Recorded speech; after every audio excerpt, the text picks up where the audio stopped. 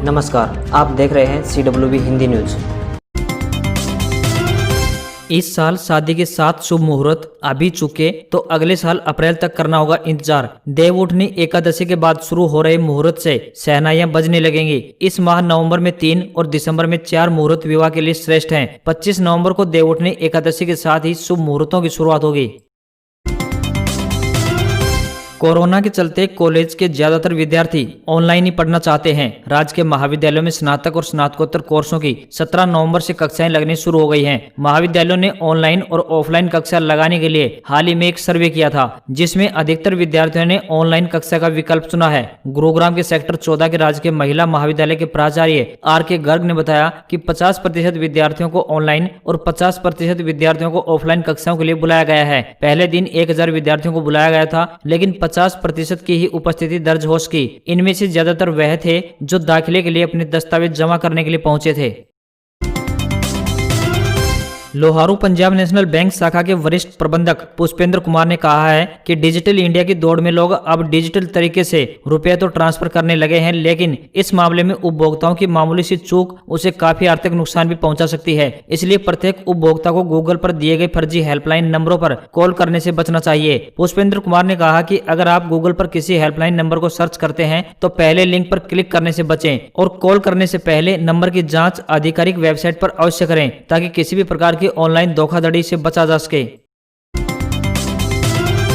महर्षि दयानंद विश्वविद्यालय के दूरस्थ शिक्षा निदेशालय यानी DDE ने सत्र 2020-21 में दूरस्थ शिक्षा पाठ्यक्रमों में ऑनलाइन एडमिशन संबंधित पूछताछ एवं तकनीकी सहायता के लिए हेल्पलाइन नंबर व ईमेल ID जारी की है। UG यानी स्नातक पाठ्यक्रमों में प्रवेश लेने से संबंधित पूछताछ एवं अन्य समस्या को लेकर ईमेल ID पर तथा PG यानी स्नातकोत्तर पाठ्यक्रमों में प्रवेश लेने से संबंधित पूछताछ को लेकर ईमेल ID पर संपर्क किया जा सकता है। इसके अलावा पूछताछ के लिए दूरभाष नंबर पर सुबह 9 बजे से लेकर शाम 5 बजे तक संपर्क किया जा सकता है।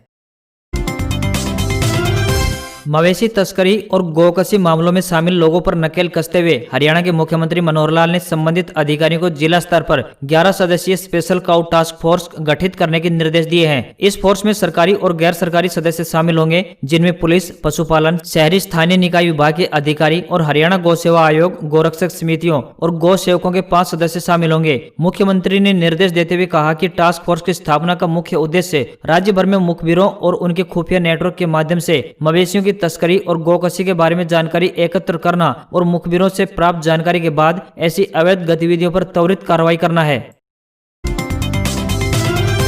राष्ट्रीय राजधानी दिल्ली में जहां पिछले कुछ दिनों से कोरोना ने पुनः अपने पैर जमाने शुरू कर दिए हैं, वहीं साथ लगते प्रदेश हरियाणा में भी इसका प्रभाव तेजी से पड़ने लगा है। कोरोना का प्रभाव गत 1 नवंबर से 9वीं से 12वीं तक के विद्यार्थियों के लिए स्कूल खुलने के बाद यहां आ रहे छात्रों पर ज्यादा दिखाई देने लगा है। गत दिवस जहाँ रेवाड़ी में 27 छात्र पॉजिटिव पाए गए थे, वहीं बुधवार को जींद, रेवाड़ी व पानीपत में आई रिपोर्ट के अनुसार 103 विद्यार्थी व 10 अध्यापक संक्रमित पाए गए हैं। इनमें से जींद जिले के 29 बच्चे व 10 अध्यापक, रेवाड़ी के 72 व पानीपत के 2 छात्राएं शामिल हैं।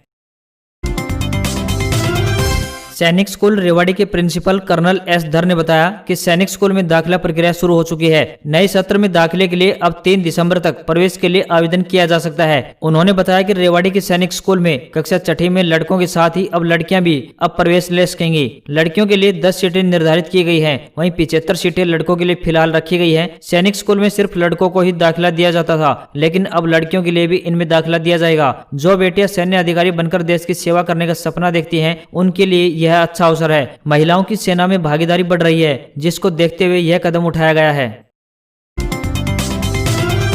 करीब 8 महीने से बंद चंडीगढ़ का सुप्रसिद्ध रॉक गार्डन खुल गया है। पहले दिन हजारों की संख्या में लोग पहुंचे, लेकिन कोरोना के बढ़ते केसों को देखते हुए प्रशासन ने लोगों से एहतियात बरतने को कहा है। एंट्री गेट पर लोगों की थर्मल स्क्रीनिंग की गई। रॉक गार्डन के बाहर लोग सामाजिक दूरी का पालन करते हुए नजर आए, लेकिन अंदर जाते ही कई लोगों ने अपने मास्क उतार दिए। इस दौरान ऐसे लोगों को समझाने के लिए भी वहां कोई कर्मचारी मौजूद नहीं था। शाम 4:30 बजे तक 1400 लोगों ने अपनी एंट्री दर्ज करवाई है। इनमें करीब 100 बच्चे हैं। बता दें कि रॉक गार्डन बीते 18 मार्च से पर्यटकों के लिए बंद था। रॉक गार्डन सोसाइटी के मेंबर सेक्रेटरी ने कोरोना वायरस के बढ़ते प्रभाव को देखते हुए 17 मार्च को रॉक गार्डन को 31 मार्च तक के लिए बंद करने के आदेश जारी किए थे। बाद में इसे आगामी आदेश तक बंद कर दिया गया था।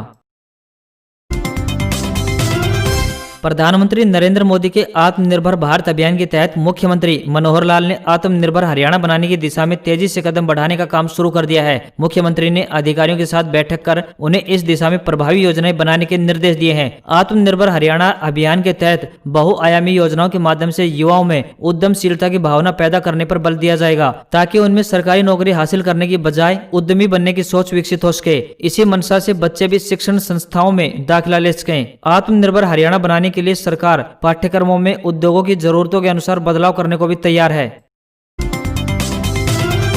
हरियाणा में प्रदेश सरकार पंचायत चुनाव की तैयारी में जुट गई है। जनवरी के अंतिम सप्ताह या फरवरी की शुरुआत में प्रस्तावित चुनाव के मद्देनजर सभी पंचायतों के फिक्स डिपॉजिट पर सरकार ने पंचायती राज संस्थाओं के मुख्य कार्यकारी अधिकारी यानी सीईओ का पहरा बैठा दिया है। अब सरपंच और पंचायत सचिव विकास कार्यों के लिए अपने स्तर पर फिक्स डिपॉजिट से पैसा नहीं निकाल सकेंगे। अगर पंचायती कार्यों के लिए धनराशि की जरूरत पड़ती है तो सीईओ की मंजूरी के बाद ही पैसा निकाला जा सकेगा। हरियाणा में 24 फरवरी से पहले पंचायती राज चुनाव की प्रक्रिया पूरी कराई जानी है। राज्य चुनाव आयोग प्रदेश की 22 जिला परिषदों, 142 ब्लॉक समितियों और 6205 पंचायतों के पंच सरपंचों के लिए चुनाव की तैयारी में जुटा है। बता दें कि जिला परिषदों के 416 सदस्यों, ब्लॉक समितियों के 3002 सदस्यों और 6205 सरपंचों के लिए चुनाव इलेक्ट्रॉनिक वोटिंग मशीन यानी ईवीएम के जरिए होंगे, जबकि 62,466 पंचों के लिए मतदान बैलेट पेपर के जरिए होगा।